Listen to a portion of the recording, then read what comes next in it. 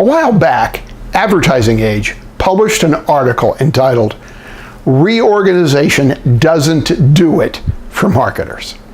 The gist of the article is based on research done for the Association of National Advertisers, the ANA, which indicated that close to 60% of the marketing organizations surveyed had undergone a reorganization, in this case a significant reorganization, in the last 2 years. Not surprising to us, these reorganizations did not improve marketing performance, and in some cases made it worse. Is this just rearranging the deck chairs on the Titanic? Marketing organizations are under tremendous pressure to produce results.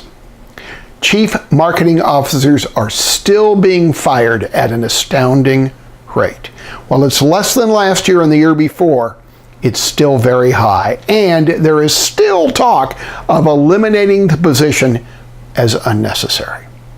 As a quick aside, one problem with that is then you would no longer have a C-level executive to fire when you need to sacrifice someone that really isn't doing anything anyway. Now, that's not our position on the chief marketing officer's value, but it is that of some pundits. So, is all this reorganization just a hope that moving the organization around will get better results?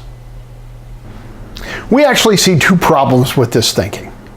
First, there is likely a lack of agreement on what we mean by results, since the role of marketing in most companies is undefined to begin with.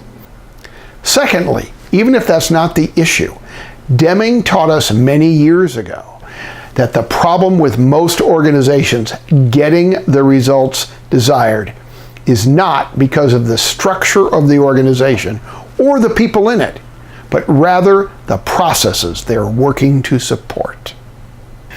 Every process is perfectly constructed to get the results it's getting. Trying to get better results by changing the organization is truly rearranging the deck chairs.